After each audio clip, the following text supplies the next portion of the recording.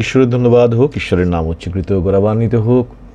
আমি রেভারেন্ড পার্থ চ্যাটার্জি আবার একবার ঈশ্বরের সুন্দর পবিত্র মধুর বাক্য আপনাদের সকলের আত্মার উৎকর্ষের জন্যে, আপনাদের আত্মার খাদ্য হিসেবে প্রয়োগের জন্যে আপনাদের সকলের সামনে ঈশ্বরের বাক্য নিয়ে উপস্থিত হয়েছি।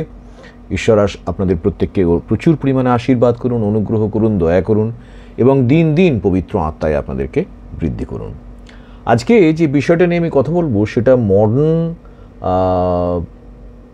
পার্সপেক্টিভ থেকে অত্যন্ত গুরুত্বপূর্ণ।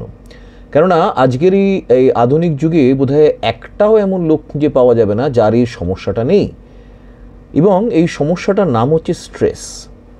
না, হোয়াট ইজ স্ট্রেস? যদি আমরা ব্যাখ্যা করার চেষ্টা করি বা ভাবার চেষ্টা করি হোয়াট ইজ স্ট্রেস, তাহলে দেখব যে স্ট্রেস হচ্ছে মনের মধ্যে অকারণে জমা কিছু আশঙ্কামূলক চিন্তাভাবনা, রাইট? অকারণে জমা কিছু আশঙ্কামূলক চিন্তাভাবনা, অর্থাৎ যেগুলো হয়তো নাও হতে পারে কোনো দিন, সেইগুলো হলে আমার কি ক্ষতি হবে, বা সেগুলো হলে আমি কি করব, বা সেগুলোকে আমি কীভাবে হ্যান্ডেল করব, এই বিভিন্ন প্রকারের চিন্তাভাবনা যখন আমাদের মনকে চেপে ধরে তখন একটা অদ্ভুত অনুভূতি হয় মনের ভেতরে, আর সেটা আমাদেরকে দিন রাত আমাদেরকে ভাবায়, আমাদের নাওয়া খাওয়া ঘুম কেড়ে নেয়, আর সেটাকেই আধুনিক পরিভাষায় বলা হয় স্ট্রেস। আমি খুব সরল করে বললাম।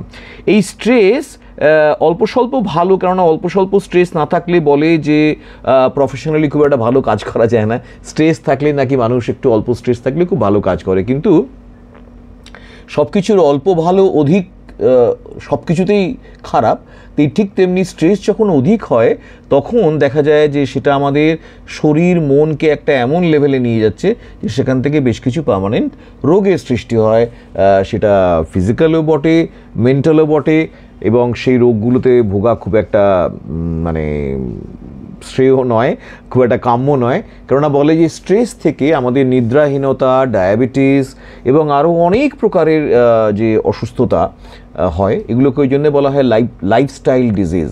লাইফস্টাইলে নানা প্রকারের স্ট্রেস থাকলে এবং লাইফস্টাইলটা খারাপ হলে, নানা প্রকারের খাদ্য খাওয়া দাওয়া খান পানের নানা রকম সমস্যা থাকলে এই ধরনের প্রবলেমগুলো দেখা যায়। হাউএভার, কিন্তু পবিত্র বাইবেল আমাদের বিশ্বাসীদেরকে কিভাবে স্ট্রেসকে হ্যান্ডেল করতে বলে, সেটাই হচ্ছে আমাদের মুখ্য আলোচনীয় বিষয়। আমরা যদি যোহন লিখিত সুসমাচারের 14 অধ্যায় 27 পদ দেখি তো দেখব সেখানে লেখা আছে প্রভুর বাক্যে, তোমাদের হৃদয় উদ্বিগ্ন না হোক, ভীতও না হোক। তোমাদের হৃদয় অর্থাৎ বিশ্বাসীদের হৃদয়, আপনার হৃদয় আমার হৃদয় উদ্বিগ্ন না হোক। এই উদ্বিগ্ন হওয়াটাই হচ্ছে স্ট্রেস। উদ্বিগ্নতা থেকে স্ট্রেস ফর্ম হয়। উদ্বিগ্ন না হোক এবং ভীতও না হোক। কেননা যখনই আমি উদ্বিগ্ন তখনই আমি ভীত। যদি আমি মনে করি অমুকটা কী হবে, তেমুকটা কী হবে, কীভাবে হবে, কখন হবে, কীভাবে করবো, জিতবো না হারবো, তাহলে সেটা আমার মধ্যে এমন একটা ভয় উৎপন্ন করবে যে আমি হয়তো মানে জেতা জিনিস হেরে যাব। তাই বাইবেল বলছে যে তোমাদের হৃদয় উদ্বিগ্ন না হোক, ভীত না হোক।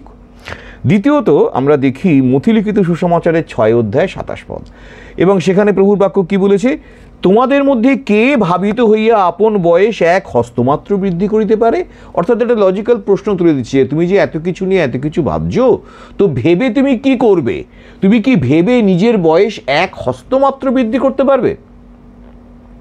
বরঞ্চ উল্টে সাইকিয়াট্রিস্টরা, সাইকোলজিস্টরা এবং স্বাস্থ্য বিশেষজ্ঞরা বলছেন যে যাদের মধ্যে স্ট্রেস আছে তাদের আয়ু কমে যায়।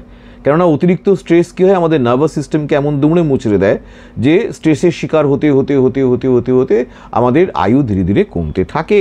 তাই বাইবেল বলছে যে তুমি যখন উদ্বিগ্ন হয়ে স্ট্রেস নিয়ে যখন তোমার বয়স 1 হস্তমাত্র বৃদ্ধি করতে পারবে না, হয়তো 1 হস্ত কমে যেতে পারে, তখন ডোন্ট গেট ইনটু স্ট্রেস। আর তৃতীয়ত প্রথম পিতা 5 অধ্যায় 7 পদে বলছে, তোমাদের সমস্ত ভাবনার ভার তাহার ওপরে ফেলিয়া দাও, কেননা তিনি তোমাদের জন্য চিন্তা করেন।